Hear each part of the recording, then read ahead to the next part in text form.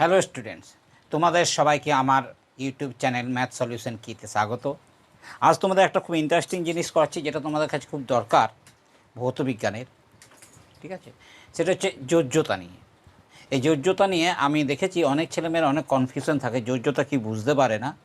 তো সেই যোজ্যতা বুঝতে গেলে কিন্তু তোমাদের পরমাণু গঠন থেকে একটু বুঝে নিতে হবে। আমি পরমাণুর গঠন থেকে শুরু করছি যাতে তোমাদের আইডিয়াটা ক্লিয়ার হয়ে যায়। ঠিক আছে, দেখো ভালো লাগবে। ঠিক আছে, পরমাণুর গঠনে কি হয়? পরমাণুর গঠনে থাকে একটা কেন্দ্র, ঠিক আছে, আর কেন্দ্রের বাইরে কিছু কক্ষ থাকে, যেগুলো কেন্দ্রের বাইরে কিছু কক্ষ থাকে। ঠিক আছে, এই পরমাণুর কেন্দ্রে থাকে প্রোটন আর নিউট্রন। পরমাণুর কেন্দ্রে থাকে প্রোটন আর নিউট্রন, এই দুটো থাকে পরমাণুর কেন্দ্রে। প্রোটনকে ধনাত্মক চিহ্ন আর নিউট্রনকে আমরা জিরো দিই। তাহলে এখানে কে কে আছে? প্রোটন আছে আর নিউট্রন আছে। আর এর বাইরের কক্ষগুলোতে ইলেকট্রন ঘুরতে থাকে, বাইরের কক্ষগুলোতে ইলেকট্রন ঘুরতে থাকে। ঠিক আছে, ইলেকট্রনের চিহ্ন হচ্ছে ইলেকট্রনের চিহ্ন হচ্ছে নেগেটিভ। ঠিক আছে, এটা পজিটিভ, এটা জিরো, এটা নেগেটিভ। তো এখানে নেগেটিভ কণাগুলো ঘুরতে থাকে। এখন পরমাণুর কেন্দ্রে থাকে প্রোটন ও নিউট্রন, মানে পরমাণুর কেন্দ্রটা তাহলে ধনাত্মক আধানে আহিত, কারণ প্রোটন পজিটিভ আধানে আহিত, নিউট্রনের কোনো আধান নেই, ইলেকট্রন ঋণাত্মক আধানে আহিত। তাহলে এই পরমাণুর কেন্দ্রে থাকে প্রোটন নিউট্রন, বাইরে থাকে বিভিন্ন কক্ষপথে ইলেকট্রন। কটা কক্ষ থাকে? এই কক্ষ সংখ্যা হচ্ছে 7টা, ম্যাক্সিমাম 7টা। কে, প্রথম কক্ষটাকে আমরা কে কক্ষ নাম দিই, তারপরে এল, এম, এমনি করে এন, ও, পি, কিউ, 1 2 3 4 5 6 7টা কক্ষ। একটা পরমাণুর মানে সর্বাপেক্ষা বেশি কক্ষ 7টাই হতে পারে। কারুর কক্ষ একটা, কোনো মৌলের কক্ষ একটা, কোনো মৌলের দুটো, কোনো মৌলের 3টে, সর্বাপেক্ষা বেশি থাকবে 7টা, এর বেশি নয়। এইবারে আর একটু বলে দিই গঠনটা, একটু মজার জিনিস আছে। এখানে যদি পজিটিভ থাকে, এখানে যদি নেগেটিভ থাকে, তাহলে পজিটিভ নেগেটিভ পরস্পরকে আকর্ষণ করবে। তাহলে এই যতগুলো ইলেকট্রন সব কেন্দ্রে হুমড়ি খেয়ে গিয়ে পড়বে। তাহলে পরমাণু স্থায়ী হয় কি করে? তো বলছে, দেখো এই পরমাণুর কেন্দ্রে কে কে থাকে? প্রোটন আর নিউট্রন।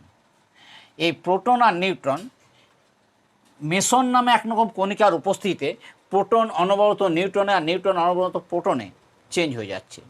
এত দ্রুত চেঞ্জ হয় যে এরা ইলেকট্রনের সঙ্গে আকর্ষণের ক্ষমতা ব্যাপারটা ভুলেই যায়। তাহলে প্রোটন নিউট্রন প্রোটনে মেসন নামে একটা কণিকা আছে, সেই মেসনের উপস্থিতিতে অনবরত চেঞ্জ হচ্ছে, যার জন্য প্রোটন ইলেকট্রনকে আকর্ষণ করতে ভুলেই যায়। তার জন্য প্রোটন আর ইলেকট্রনের মধ্যে কোনো আকর্ষণটা হচ্ছে না, পরমাণু স্থায়ী হচ্ছে। এখন পরমাণু কোন কক্ষে কটা ইলেকট্রন থাকে সেটা বলি। দেখো, আমরা 7টা কক্ষ বললাম, যে কে কক্ষ, এল কক্ষ, এম কক্ষ, এন কক্ষ, ও কক্ষ, পি কক্ষ, কি কক্ষ। কে কক্ষে সর্বাধিক 2টো ইলেকট্রন থাকবে, এল কক্ষে সর্বাধিক 8টা ইলেকট্রন থাকবে, এম কক্ষে সর্বাধিক 18টা ইলেকট্রন থাকবে, এন কক্ষে সর্বাধিক 32টা ইলেকট্রন থাকবে, ও কক্ষে সর্বাধিক 32টা ইলেকট্রন থাকবে, পি কক্ষে সর্বাধিক 18টা ইলেকট্রন থাকবে, কি কক্ষে সর্বাধিক 8টা ইলেকট্রন থাকবে। ঠিক আছে, এটা কি একটা ফর্মুলা আছে, 2 × কক্ষ স্কোয়ার, 2 × কক্ষ স্কোয়ার, এই ফর্মুলাতে হয়। তাহলে 2 × প্রথম কক্ষ স্কোয়ার, তাহলে কত হলো? 2 হলো কি না? হলো তো। 2 × দ্বিতীয় কক্ষ স্কোয়ার, 2 স্কোয়ার, তাহলে 2 2 4 2 8 হলো দ্বিতীয় কক্ষে। 2 × তৃতীয় কক্ষ স্কোয়ার, তার মানে 18। 2 × 4 স্কোয়ার, চতুর্থ কক্ষে 32। এরপরে কিন্তু এই চতুর্থ কক্ষের পরে কিন্তু আরও ফর্মুলা মানে না। তাহলে 2 × 5 স্কোয়ার মানে 50, সেটা কিন্তু নয়। তাহলে 2 2 8 18 32, তারপরে আবার পিছন থেকে আবার কাউন্ট হয় 32 18 8। ঠিক আছে, তাহলে সর্ববহিস্থ কক্ষে ম্যাক্সিমাম 8টা ইলেকট্রন থাকবে। পরমাণুর কক্ষ সংখ্যা যাই হোক, পরমাণুর কক্ষ সংখ্যা যাই হোক, কারুর মানে সবারই যে এই কে থেকে কিউ পর্যন্ত কক্ষ আছে তা নয়, কারুর এমএই শেষ হয়ে গেছে ধরে নাও, তাহলে এমএ 18টা ইলেকট্রন না। পরমাণুর কক্ষ সংখ্যা যাই হোক, সর্ববহিস্থ কক্ষে 8টার বেশি ইলেকট্রন থাকবে না। ঠিক আছে, এটা একটা রুলস, যে সর্ববহিস্থ কক্ষ, যেমন এখানে আমি 3টে কক্ষ এঁকেছি, এই সর্ববহিস্থ কক্ষে 8টার বেশি ইলেকট্রন থাকবে না। ঠিক আছে, ভালো কথা, 8টা বেশি ইলেকট্রন থাকবে না। কিন্তু একটা কথা আছে, সর্ববহিস্থ কক্ষে যদি 8টা ইলেকট্রন থাকে সে কিন্তু নিষ্ক্রিয়। সর্ববহিস্থ কক্ষে 8টা ইলেকট্রন থাকলে নিষ্ক্রিয়। খালি এই হিলিয়াম, নিয়ন, আর্গন, ক্রিপ্টন, জেনন, রেডন এই 6টা মৌল বাদে কারুরই বাইরের কক্ষে 8টা নেই। একমাত্র হিলিয়ামের বাইরের কক্ষে 2টো, বাকি নিয়ন, আর্গন, ক্রিপ্টন, জেনন, রেডন সবারই বাইরের কক্ষে 8টা। বলে দিই, দেখো কি হয়।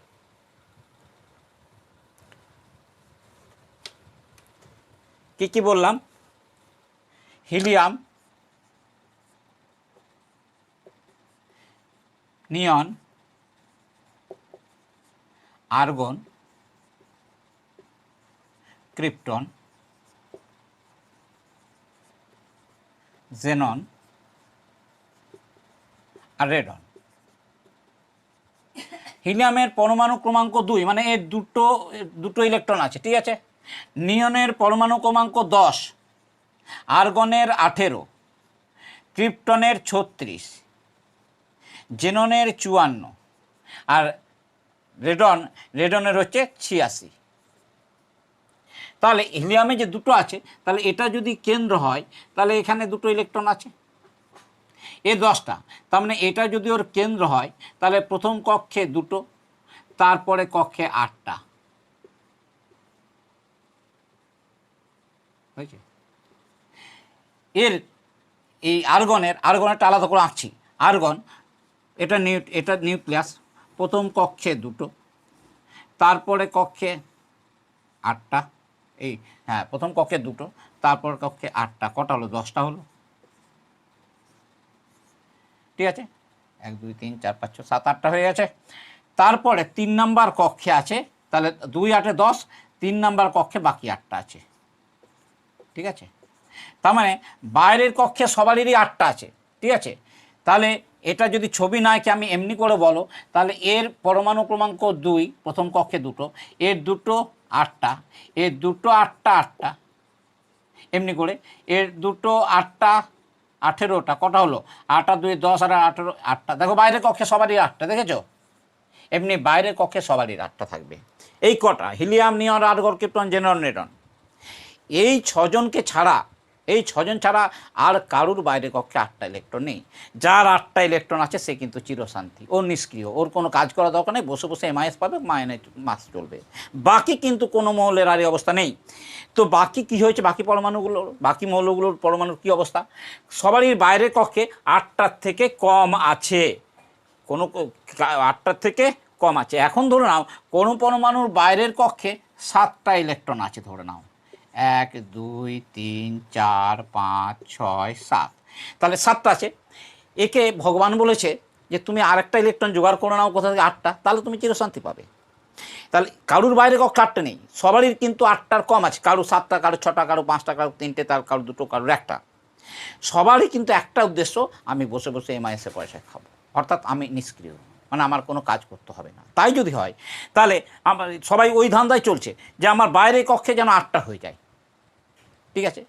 তাহলে বাইরের কক্ষে 8টা, মানে ওই অষ্টক পূর্তির উদ্দেশ্যে সবাই কিন্তু অস্থির বিক্রিয়া করে যাচ্ছে, ঠিক আছে। বিভিন্ন জনের সঙ্গে বিভিন্ন রকম পরামর্শ করে বাইরের কক্ষ থেকে, মানে বাইরের কক্ষে 8টা করার চেষ্টা করছে। এই জন্যই কিন্তু এরা বিক্রিয়া করে। তাহলে ব্যাপারটা বোঝা গেল যে কি হলো, যে এই হিলিয়াম, নিয়ন, আর্গন, ক্রিপ্টন, জেনন, রেডন বাদে সবাই কিন্তু সক্রিয়, ঠিক আছে। তো এখন আমি যদি তোমাকে এই যে কোনো একটা পরমাণু বলো, যে কোনো একটা পরমাণু প্রথম কক্ষে এটা আছে, এর 2টো আছে, এর 1 2 3 4 5 6 7, তাহলে এর একটা নেই। এ এখন কোনো পরমাণুর সঙ্গে কোনো পরমাণু থেকে একটা ইলেকট্রন নিতে চাইছে, কোনো পরমাণু থেকে একটা ইলেকট্রন নিতে চাইছে, ঠিক আছে। তা বা এই পরমাণু বাইরের কক্ষ থেকে একটা ইলেকট্রন ছাড়তে চাইছে। কাগজটা কোথায় গেল? তাহলে কোনো পরমাণু থেকে ও ইলেকট্রন নিতে চাইছে বা ছাড়তে চাইছে। এখন দেখো, তাহলে এই যে বাইরের যে কক্ষ, এই ইলেকট্রন ছাড়বে বাইরের কক্ষ থেকে বা ইলেকট্রন নেবে বাইরের কক্ষে, ঠিক আছে। এই বাইরের কক্ষের ইলেকট্রনগুলোকে বলা হচ্ছে যোজক ইলেকট্রন, বাইরের কক্ষের ইলেকট্রনগুলোকে বলা হচ্ছে যোজক ইলেকট্রন, আর বাইরের কক্ষটাকে বলা হচ্ছে যোজ্যতা বা যোজন কক্ষ।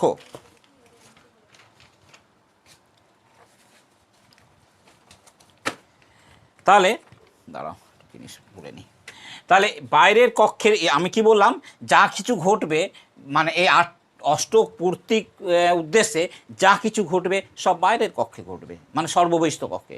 এই সর্ববহিস্থ কক্ষটাকে বলা হচ্ছে যোজন কক্ষ, আর সর্ববহিস্থ ইলেকট্রনগুলোকে বলা হচ্ছে যোজক ইলেকট্রন। ঠিক আছে, অর্থাৎ যা কিছু ঘটবে এই বাইরের কক্ষের সঙ্গে।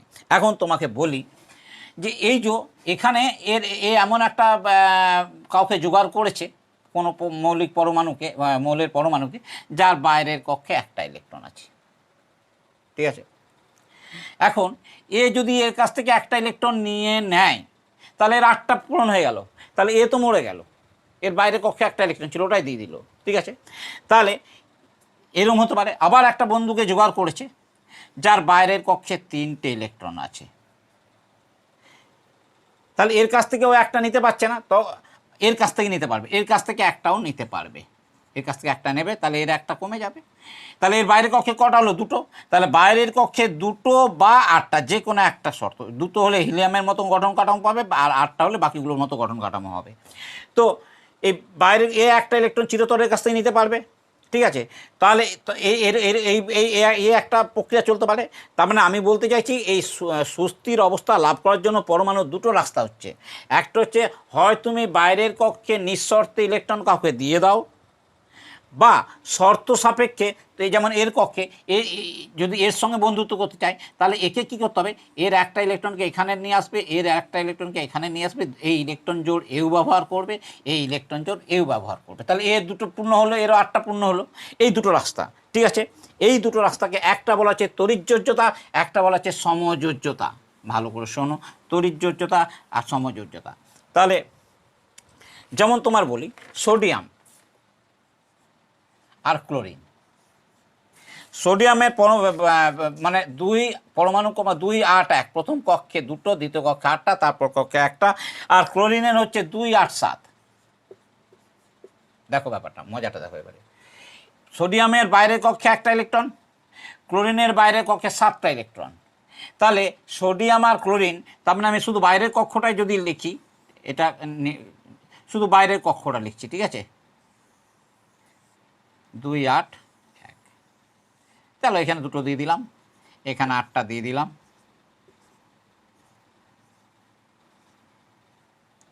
এর বাইরে কক্ষে একটা আছে। আর ক্লোরিনে কি আছে? প্রথম কক্ষে 2টো আছে, দ্বিতীয় কক্ষে 8টা আছে,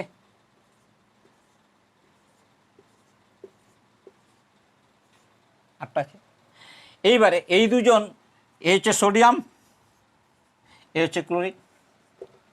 এখন একটা ইলেকট্রন যদি এই যদি একটা এখানে কটা আছে? 1, 2, 3, 4, 5, 6, 7, 8, বাইরে কক্ষ রাখিনি, 7টা।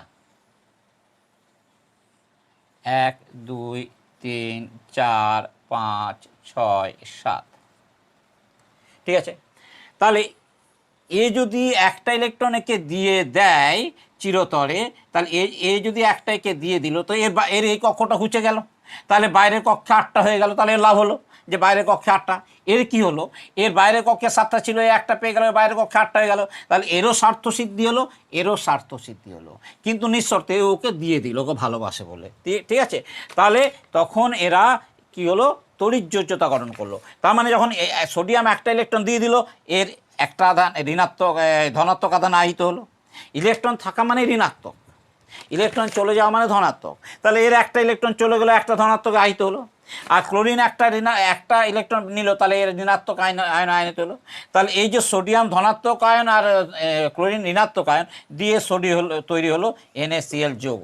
ঠিক আছে, এইটা হলো তড়িৎযোজ্যতা। ঠিক আছে, তড়িৎযোজ্যতা এটা তোমরা যদি লুইস ডট গঠনে করতে চাও, লুইস ডট গঠনেও হতে পারে। কি হয় লুইস ডট গঠনটা বলি, মুছবো না পুরোটা।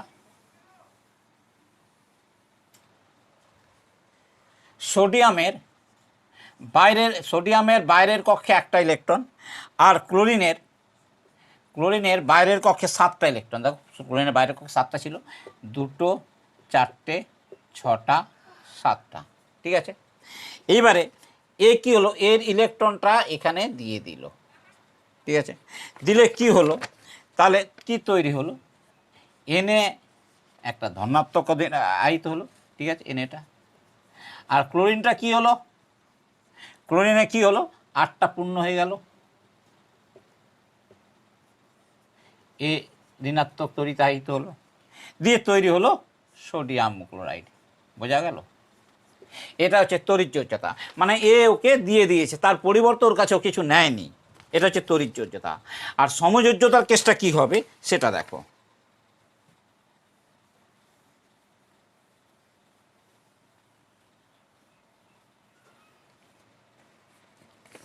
সমযোজ্যতা তুমি ধরে নাও অ্যামোনিয়া NH3, ঠিক আছে, NH3 কি হয়, একটা নাইট্রোজেন 3টে হাইড্রোজেন।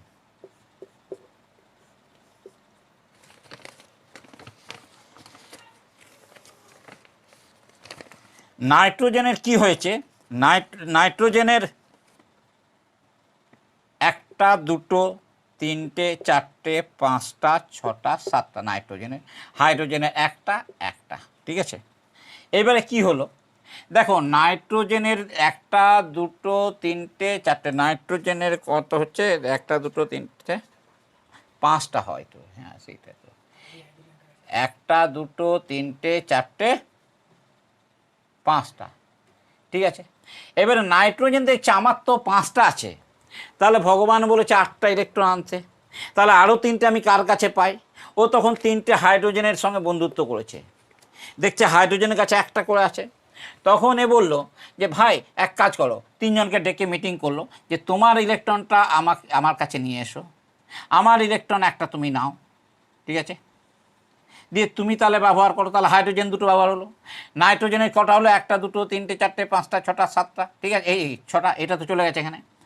আচ্ছা, এইবারে একেও তাই বলছে যে আমার 1টা ইলেকট্রন এখানে দাও, তাহলে তুমিও এটা ব্যবহার করো আমিও এটা ব্যবহার করি। এই হাইড্রোজেনকে বলছে তোমার 1টা এখানে দাও, আমারটা নাও, ঠিক আছে, আমার 1টা এখানে নাও, দিয়ে তুমি তাহলে আমারটা তুমি ব্যবহার করো। তাহলে তাহলে এই হাইড্রোজেনের স্বার্থ সিদ্ধি হয়েছে, এই হাইড্রোজেনের স্বার্থ সিদ্ধি হয়েছে, এই হাইড্রোজেনের স্বার্থ সিদ্ধি হয়েছে, এরও তো স্বার্থ সিদ্ধি হয়েছে, এও তো সবার কাছ থেকে 1টা করে পেয়েছে, মানে 5টা 3টে 8টা হয়ে গেছে, ঠিক আছে, তাহলে নাইট্রোজেনেরও 8টা হয়ে গেল। এটা হচ্ছে সমযোজ্যতা। আরও সোজা করে যদি বুঝতে চাও, আরও ভালো করে বোঝাই, hydrogen plus hydrogen, hydrogen plus hydrogen, এই হাইড্রোজেনে 1টা আছে, এই হাইড্রোজেনে 1টা আছে, আমি বলেছি ভগবান বলেছিল 8টা, বাচ্চা ফাচ্চা হলে, বাচ্চা ছেলে হলে চলো 2টো হলেও হবে, ঠিক আছে। তো হাইড্রোজেনে হচ্ছে 1টা করে আছে, এই 1টা করে যখন হাইড্রোজেন আছে, তখন হাইড্রোজেন কি হয়েছে, এই ইলেকট্রনটা এখানে নিয়ে এলো, এই হাইড্রোজেন ইলেকট্রনটা এখানে নিয়ে এলো, এই দুটো এও ব্যবহার করছে, এই দুটো এও ব্যবহার করছে, এটা হচ্ছে সমযোজ্যতা। মানে ধরে নাও পাশাপাশি দুটো বাড়ি আছে, জায়গা নেই, পাশাপাশি দুটো বাড়ি, আরও ভালো করে আঁকি, এই পাশাপাশি দুটো বাড়ি আছে, মাঝে এখানে দেওয়াল, এর আর কুয়ো করার জায়গা নেই, এর আর কুয়ো করার জায়গা নেই, তার জন্য ওরা কী করলো, মাঝে একটা কুয়ো তৈরি করলো, এদিক থেকে জলটা এ নিচ্ছে, ওদিক থেকে জলটা ও নিচ্ছে, সমঝোতা। তাহলে এটাও সেই সমঝোতা করে, এটাকে বলা হচ্ছে সমযোজ্যতা। মানে আমিও ইলেকট্রন দিলাম, তুমিও ইলেকট্রন দাও, ওই ইলেকট্রন যুগল তুমিও ব্যবহার করবে আমিও ব্যবহার করব, এটা হচ্ছে সমযোজ্যতা, ঠিক আছে। তাহলে তড়িৎযোজ্যতা আর সমযোজ্যতার আইডিয়াটা আশা করি আমি বোঝাতে পারলাম। এখন যোজ্যতা কী, এতক্ষণ তো পড়ালাম, যোজ্যতাটা কী? যোজ্যতা হচ্ছে বাইরের কক্ষের যে ইলেকট্রনগুলো আছে, বাইরের কক্ষের যে ইলেকট্রনগুলো একদম আউটার মোস্ট ইলেকট্রনে, মনে করো যার 7টা আছে, ঠিক আছে, 1 2 3 1 2 3 4 5 6 7, এই যটা ইলেকট্রন ছাড়তে পারবে বা যটা ইলেকট্রন গ্রহণ করতে পারবে সেটাই তার যোজ্যতা। ক্লিয়ার? তাহলে যা বাইরের কক্ষের ইলেকট্রন সংখ্যাটা যটা গ্রহণ করতে পারবে বা যটা তোমাকে ছেড়ে দিতে পারবে সেটাই হচ্ছে যোজ্যতা, ঠিক আছে, বা যটা ইলেকট্রন কারোর সঙ্গে শেয়ার করতে পারবে সেটাই যোজ্যতা, ঠিক আছে। তাহলে সমযোজ্যতা আর তড়িৎযোজ্যতা। এখন প্রশ্ন আসে তোমাদের, কতগুলো মৌল দিয়ে দেবে, দিয়ে বলবে বলো তো এটা মৌলের পরমাণু ক্রমাঙ্ক হয়তো দিয়ে দিল বা নাও দিতে পারে, যদি পরমাণু ক্রমাঙ্ক দিয়ে দেয় বলবে বলো তো এর মধ্যে কোনগুলো তড়িৎযোজী আর কোনগুলো সমযোজী। যেসব পরমাণুর বাইরের কক্ষে বাইরের কক্ষে ইলেকট্রন সংখ্যা 1 2 3 আর যেসব পরমাণুর বাইরের কক্ষে ইলেকট্রন সংখ্যা 5 6 7, এই যাদের বাইরের কক্ষে ইলেকট্রন সংখ্যা 1 2 3 এরা তড়িৎযোজী, আর যেসব পরমাণুর বাইরের কক্ষের সংখ্যা 5 6 7 তারা সমযোজী। ক্লিয়ার হয়েছে? বাইরের কক্ষে ইলেকট্রনটা কীরকম করে বুঝবে? যেমন আমি বলছিলাম 2 8 1 এমনি বলছিলাম, এটা তো বাইরের কক্ষে ইলেকট্রন সংখ্যা, এটা তখন তড়িৎযোজী।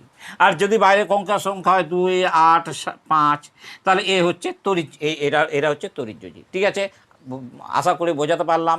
এটা কোনো শ্রেণীর নয়, 8 9 10 সবার জন্যই লাগবে।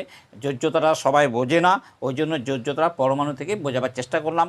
আশা করি বোঝাতে পেরেছি। তোমাদের কেমন লাগলো জানাবে, ভালো লাগলে সাবস্ক্রাইব করবে চ্যানেলটা, আর বন্ধুদের মধ্যে ভালো ভালো করে শেয়ার করবে। ভবিষ্যতে আরও দেখি কোন তোমার এই ভৌত বিজ্ঞানের উপর কিছু ভিডিও দেবো। আজ তাহলে এখানে রাখছি, দেখা হবে পরবর্তী ভিডিও। ধন্যবাদ।